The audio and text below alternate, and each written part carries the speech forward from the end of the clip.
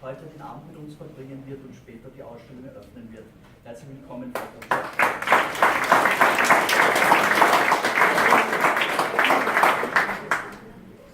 Ja, eigentlich erleben Sie heute zwei Dinge an einem Abend. Sie erleben eine Buchpräsentation. André Rauski wird uns erzählen über die Symbole im Werk von Jože Plečnik. Und dann werden wir unten die Ausstellung anschauen, Plečniks Ljubljana. Das heißt, Sie werden viel über Plečnik und Ljubljana erfahren. Zum Abschluss haben wir eine kleine Anregung. Es gibt auch Plečniks Wien. Ja, es gibt das Zacherlhaus in Wien, es gibt einige Villen, die er gestaltet hat, es gibt die Heilig-Geist-Kirche in Otterkring. Und bei manchen Dingen, wo Otto Wagner draufsteht, ist Plečnik drin, weil er ja im Atelier von Otto Wagner gearbeitet hat. Also einige der Stadtbahnstationen, zum Beispiel Gumpendorfer Straße, ist von Plečnik gezeichnet und entworfen. Jetzt würde ich die Kollegin vom slowenischen Kulturinformationszentrum bitten, dass sie auch noch zum Ablauf des Tages etwas erzählen wird. Ja, so liebe Gäste, die slowenische Literaturwoche in Wien beginnt mit Plečnik. Dieses Jahr ist auch Plečniks Jahr. Wir fahren mit 15 Veranstaltungen auf der Messe Buch Wien und in der Stadt fort. Heute wird André Rauski Ihnen das Buch Symbolism of Jože Plečnik's Architecture vorstellen. Nach der Präsentation des Buches wird die Botschafterin der Republik Slowenien, Magistra Ksenia Škrilec, Plečnik's Ausstellung eröffnen, die in der unteren Etage ist. Ljubljana Tourismus wird uns Plečnik's Café vorstellen. Sie haben auch ein besonderes Fest vorbereitet, für welches ich mich bei Ihnen recht herzlich bedanke. Ich möchte mich auch bei der Hauptbucherei Wien, dem slowenischen Tourismusbüro in Wien und natürlich bei der slowenischen Buchagentur bedanken, besonders bei Renata Zamida, mit welcher wir in den letzten Monaten an dem Programm der slowenischen Literatur gearbeitet haben. Danke.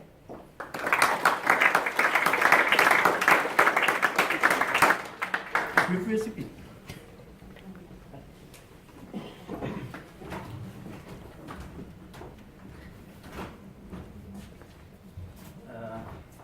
Guten Abend. Ich soll heute Deutsch sprechen, versuchen.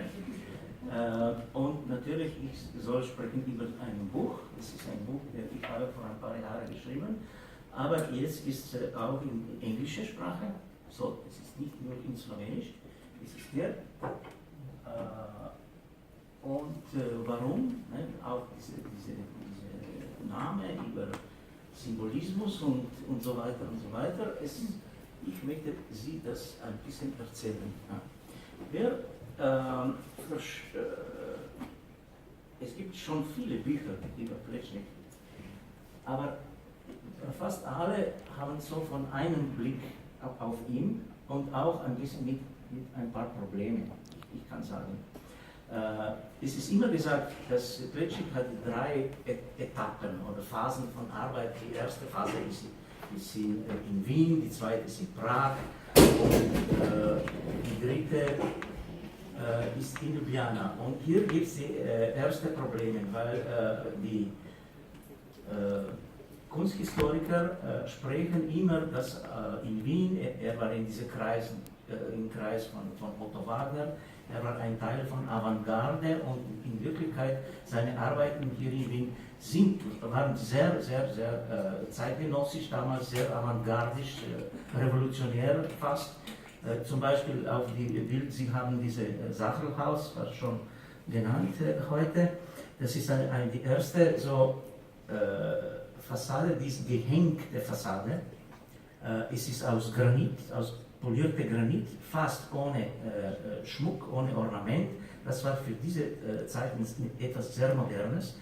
Gehängte Fassade, warum gehängte? Weil Granit ist ein Material, der atmet nicht. Deswegen war es notwendig, das ist, ich glaube, 7 cm Luft hinter dieser Granitfassade. Ne? Und so, das Granit war vorgehängt auf die Fassade. Das war etwas total eine neue Lesung, auch technische Lesung, aber auch ästhetische Lesung. Und dann, er war in Prag und die Kunsthistoriker sagen, in Prag, er war monumental. Ne? Aber dann in Ljubljana, die dritte Phase, niemand kann das ein bisschen verstehen. Ne? Wie ist es möglich, dass er jung war so Avantgarde, ein Teil von Avantgarde, und dann in die Zeiten, wo die moderne Architektur, die funktionalistische Architektur, die internationale Stil, das alles bekannt war, könnte so ein bisschen klassisch geblieben. Ne? Und wie ist das zum Verstehen? Und, aber wir in Ljubljana, wir studieren Plečnik's-Architektur, wir glauben, dass seine Arbeiten in Ljubljana sind trotzdem das Beste. Und wie ist das zum Verstehen? Und das ist, was ich wollte mit diesem Buch erklären und natürlich auch heute auf diesen Vortrag, kleiner Vortrag. Hier, Sie sehen ein Diagramm, ganz unten ist, wo Plečnik gelebt hat. Ja? Und dann wie alt er war. Und dann die Daten. Ne? Zuerst er war in Ljubljana, dann er ist 1892 nach Wien gegangen, nicht auf die Akademie von Otto Wagner, sondern er hat vorher gearbeitet bei einem Tischler, eine große, riesige Firma für Tischler, er war Möbeldesigner. Und er hat bis 1911 in Wien gelebt. Inzwischen, er hat auch angefangen in Wien zu arbeiten und dann 1911 ist nach Prag übersiedelt, er ist war dort eingeladen als Professor auf die Schule, eingeladen von Jan Kotera, sein Freund, auch Co-Student beim Wagner, Co-Arbeiter beim Otto Wagner.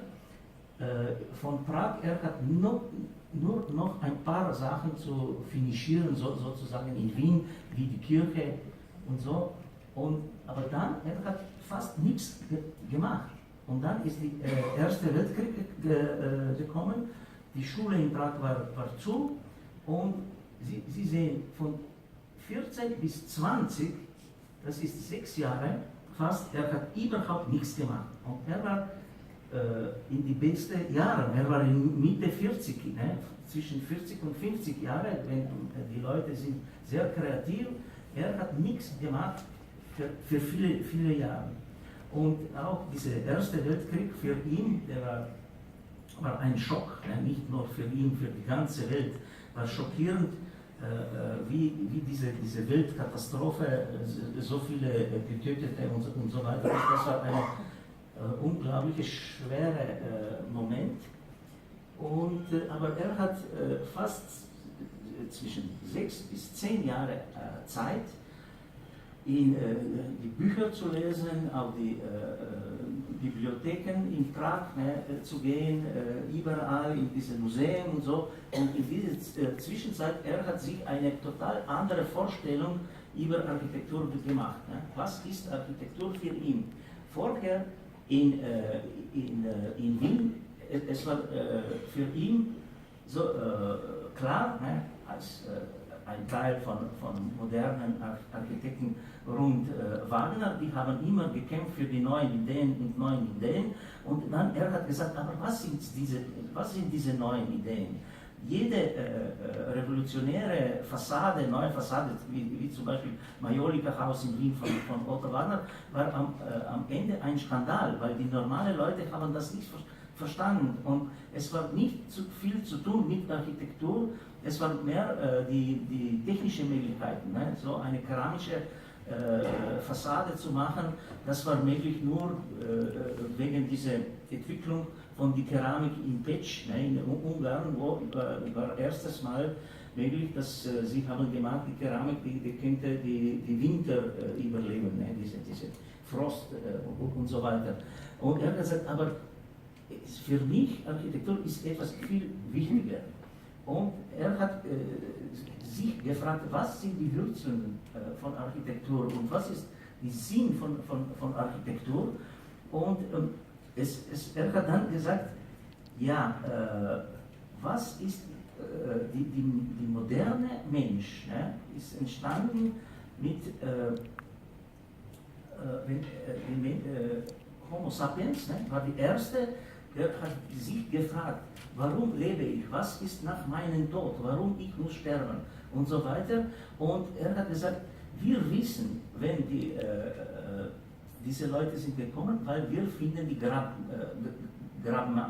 die sind gegraben. Und die erste Problem für Architektur war ein Grabmal, ein Grabstein und ein Monument. Ja? So dass die Architektur ist etwas sehr Symbolisches, die möchte überleben, über die Zeit, die ein Mensch lebt weiter, so symbolisch, in dieser symbolischen Welt von Monumenten. Und es gibt hier so eine Aussage, die ich finde sehr schön, dass der Mensch hat Angst vor der Zeit, aber die Zeit hat Angst vor der Pyramide. Das ist so ein, wie Plečnik hat das gesehen, dass die ursprüngliche Idee von Architektur ist, dass wir verlassen etwas, wenn wir gestorben sind, dann etwas, wir lassen hinter uns. Ne? Und diese Sachen sollen wie lang bleiben wie möglich. Aber das ist nicht die Frage, wie zum Beispiel hier bei diesen Pyramiden, dass die Frage ist nicht, dass Pyramide ist so gemacht, dass niemand kann zerstören, ne? So dass die Pyramide bleibt in die Zeit wegen dem Material, die ist, so stark ist. Aber in Wirklichkeit, das ist nicht wahr. Es ist viel wichtiger, ist, dass die Architektur, dass die Leute nach 50, 100 Jahre, 200 Jahre oder 2000 Jahre verstehen die Architektur. Das ist dieser Symbolismus der Architektur trägt mit sich, dass die Leute noch immer verstehen.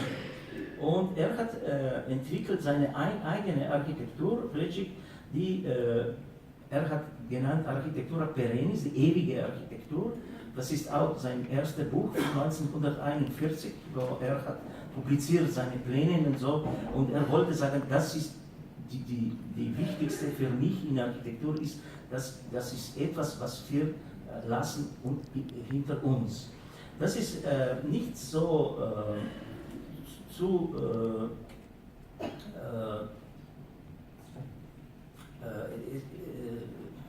ich weiß nicht, entschuldigen, aber in Wirklichkeit es ist so, dass wir heute leben in die Zeiten, wo wir wohnen in die Häuser oder Städte, ne? Wir haben nicht für uns gemacht, sondern die Generationen vor uns haben alles das gebaut und wir nützen weiter. Und auch was wir bauen, wird die Generationen hinter uns weiter nützen. Das ist so. Das ist diese Antwort von Architekt. Der Architekt ist nicht verantwortlich nur für den Klient, weil Klient heute hat kein Interesse in Wirklichkeit in Architektura perennis, in diese Ewigkeit, in diese, was wir lassen hinter uns. Weil meistens die sind jetzt Spekulanten und die bauen nicht, wenn halbe von allen Wohnungen in ein Haus schon vorher verkauft sind, er baut nicht. Und wenn das Haus fertig ist, ist es am besten, wenn alle Wohnungen sind verkauft. Das heißt, dass der Klient heute hat kein Interesse, nicht nur bis das Haus fertig ist, nicht weiter. Er denkt nicht, was ist dann nach 100 Jahren oder so weiter. Und das ist nur die Verantwortlichkeit von Architekt selbst. Und dann die nächste Frage. Ne? Es ist so, wenn wir etwas zu sagen haben, das heißt, wenn wir haben eine Idee in Wörtern, ne? dann wir möchten das mit Sprache sagen. Ne? Und die Sprache, wir verwenden die Sprache, so dass die Leute verstehen uns. Und welche Sprachen sollen wir verwenden? Wir verwenden die Sprache, die wir sind sicher, dass alle verstehen.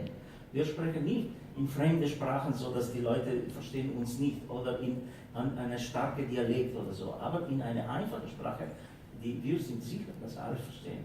Und das hast auch Plečnik in Architektur geglaubt, dass wenn er sprach, eine Sprache, die alle verstehen, dann ist alles okay in Architektur. Und seine Idee war, wir verstehen noch immer die antike Architektur von Athen, von Griechenland, von Rom, von Ägypten und so weiter.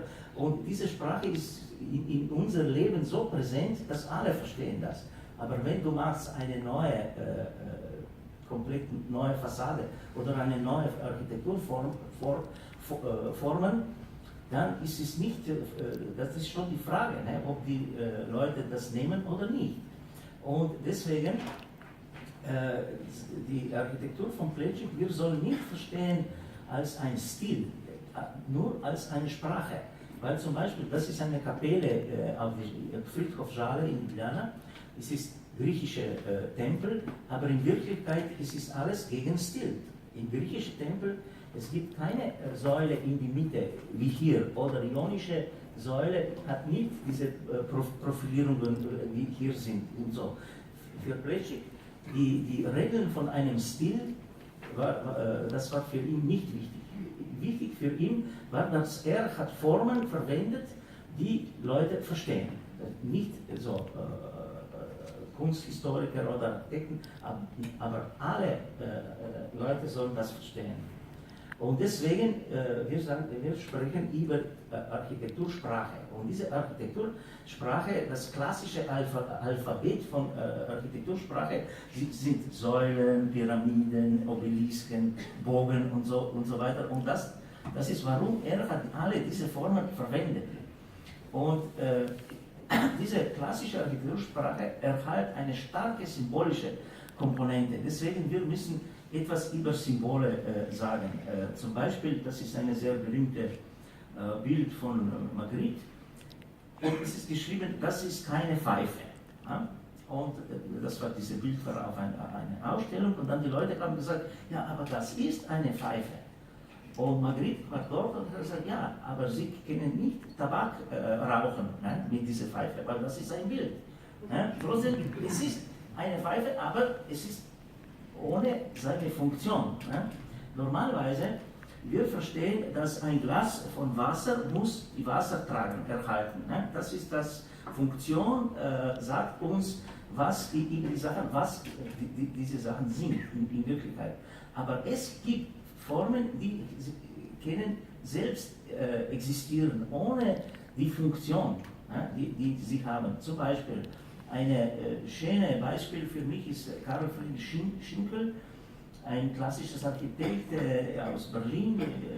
Das ist ein Schloss, der hat in Glienicke gemacht, beim Potsdam. Und Sie sehen, es ist eine Säule, aber diese Säule trägt nicht. Hier ist Luft. Das ist so, das ist nur Säule als ein Symbol von einem Eingang. Und es ist keine Funktion als Träger. Ja.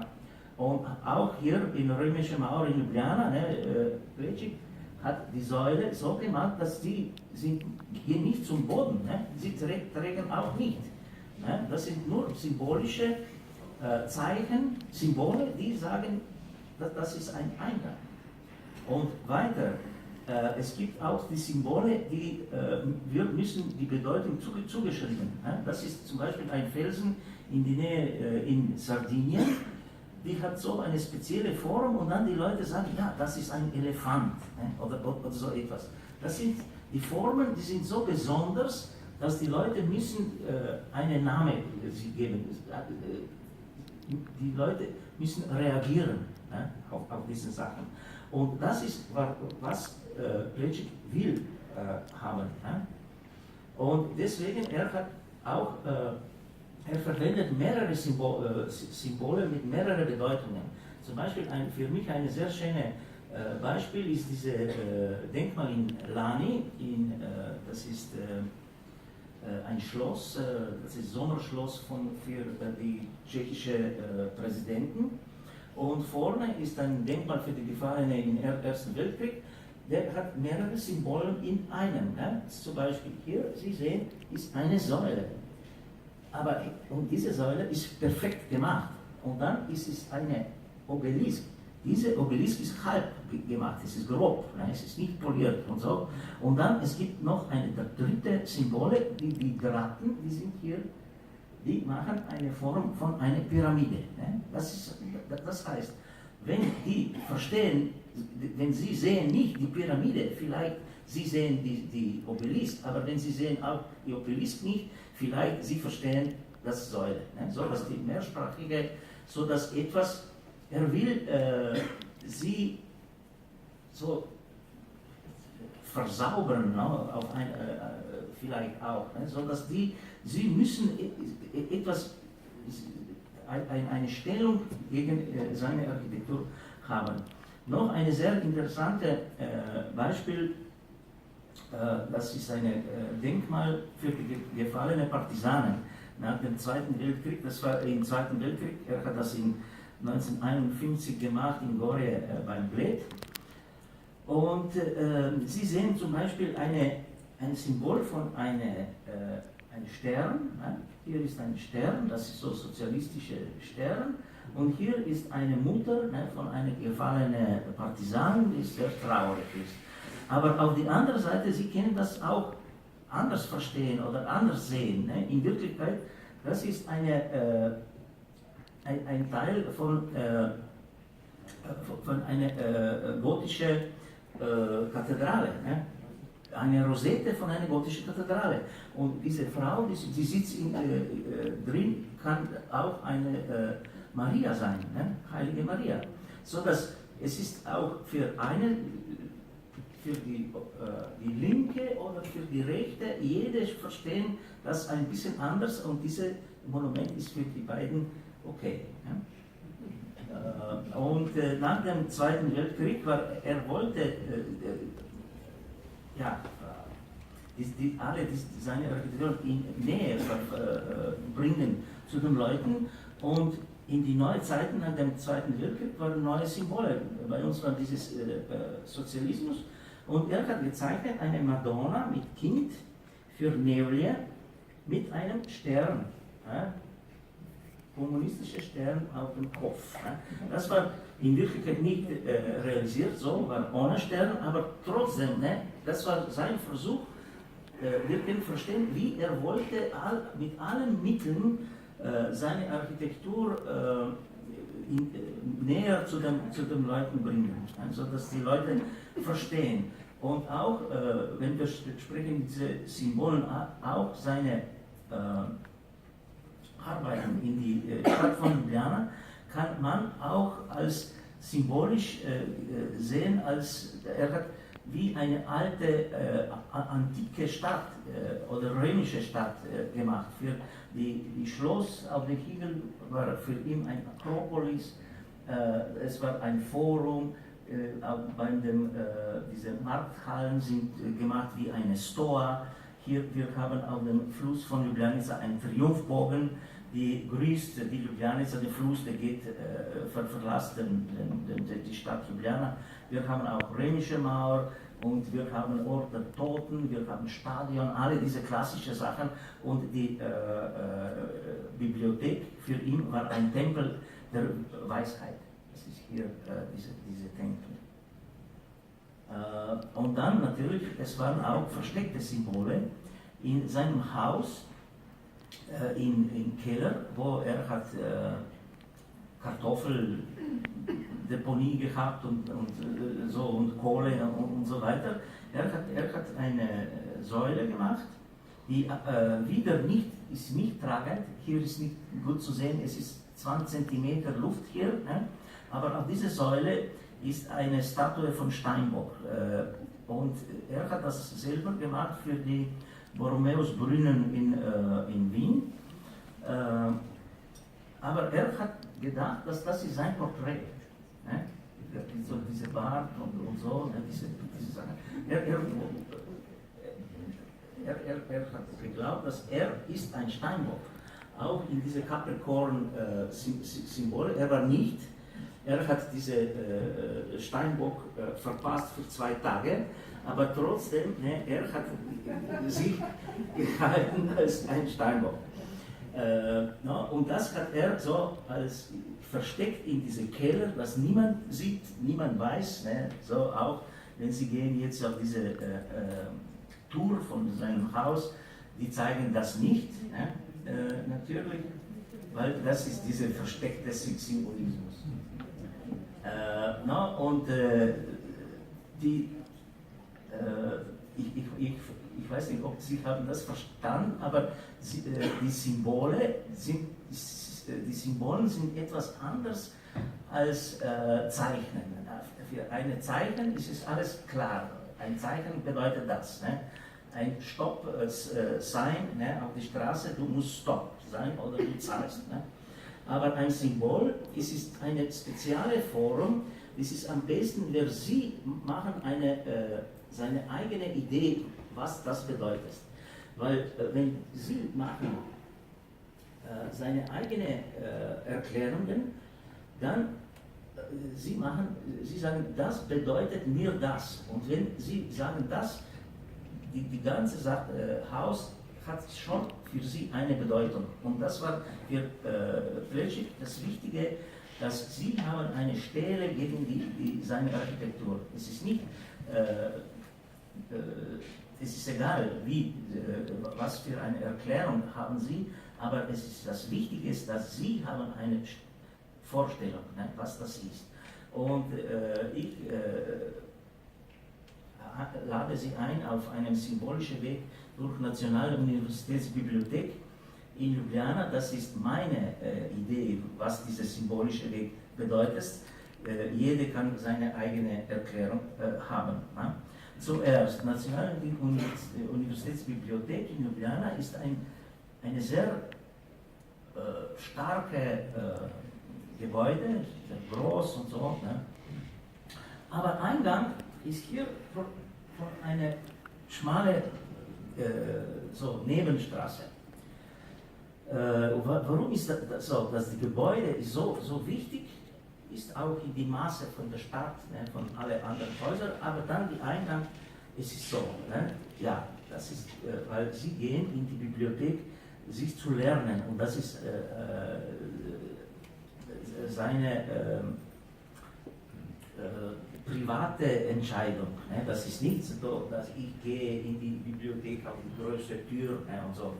Oder wie hier zum Beispiel, ne, auf diese Treppen, die sind auf die Gürtel, ne, Hauptstraße und so weiter. Ne? Das ist eine intime Entscheidung, ich gehe zu lernen. Und deswegen ist es auch, dieser Eingang ist nur eine Falter auf die Fassade. Ne? Okay, die Türen sind groß und die Türgriff, ja, Türgriff ist relativ hoch. Sie sehen, das sind die ist benutzt, ist ein bisschen niedriger jetzt, weil vorher war noch ein bisschen höher, aber das ist gegen die Vorschriften, ne? Gegen die Gesetze. Aber trotzdem, du kommst und dieser Griff ist so hoch. Ne? Das bedeutet, das ist eine große Entscheidung, ne? Dass ich gehe drin und auf dem Griff ist ein Pferd. Und Pferd, was bedeutet es ein Pferd? In der Mythologie, die Pferde waren immer einige, die haben gezeigt, für jemanden, der will oben gehen. Ne? Das ist über die alle anderen. Ne? Ein bisschen, ne? Und wir in slowenischer Sprache würde sagen, er war auf dem Pferd. Ne? Das heißt, er war ein bisschen höher, etwas mehr gemacht als die anderen. Und dann man kommt drin und es sind diese Treppen, dann natürlich symbolisierten diese Bemühungen, dass man macht diesen Weg, ne, so zum Lernen. Ne? Und es ist auch so gemacht, das ist vielleicht hier nicht so gut zu sehen, dass unten ist dunkel und dort ist ein Licht. Ne? Hier im Durchschnitt kann man sehen, das ist, man geht oben und hier ist der Lesesaal und auf der anderen Seite, das ist südliche Orientation, ist ein Fenster und die Licht kommt durch. Ne? So dass symbolisch, du gehst oben und in Richtung Licht, aber dann, es ist etwas noch viel interessanter für mich, sind diese Säulen. Diese Säulen, die sind wirklich stark. Ne? Und das ist nicht nur die Plečnik-Idee, sondern das war schon in der Renaissance mehrmals gesagt, dass die Kenntnis ist nicht alles. Ne? Kenntnis, wir wissen viel, wir können das auch missbrauchen. Ne? Die Kenntnis ist nicht alles, man braucht eine sehr starke ethische Kraft, diese, was man lernt, nicht missbraucht. Und das ist so, die ethische Ethik und Kenntnis zusammen ist Wissenheit. Ja? Das ist die, für Plečnik, das war wie in griechischen Zeiten, die Göttin von Weisheit war Athena, das war die Athene, griechische Athene und so weiter. Das geht so deswegen, und wenn man dann kommt in diese Lesenssaal, die ganze Stimmung ändert sich. Ne? In die Lesesaal, alles ist für so gemütlich, für Konzentration, hier muss man lesen. Aber vorher will alle vorbereiten, wie wichtig ist, was sie machen und was ist die Antwortung gegen diesen Missbrauch von Kenntnis und so weiter und so weiter. No, so ist ein so symbolischer Weg in diese Nationalbibliothek. Und dann, was war in Wirklichkeit die Plečniks Methode? Ne? Er hat immer gesagt, diese moderne oder Architektur, es ist immer entwickelt eine neue Mode oder ein neues Stil, eine neue Bekleidung von einer Architektur, aber die Architektur ist, das Konzept ist immer das gleiche. Ne? Aber er will, dass er verwendet die klassische Architektursprache, sodass alle verstehen seine Architektur, aber er ist originell in die Konzept. Und wir sehen zum Beispiel jetzt ein bisschen in diese Richtung. Das ist eine Brücke Internovo. Sieht wie eine normale Brücke, aber in Wirklichkeit ist nicht eine normale Brücke. Das Konzept von dieser Brücke ist total anders. Es ist viel breiter. Es ist wie ein Platz vor der Kirche. Vor der Kirche muss immer ein Platz sein, im urbanistischen Sinn. Aber das ist nicht nur ein Platz.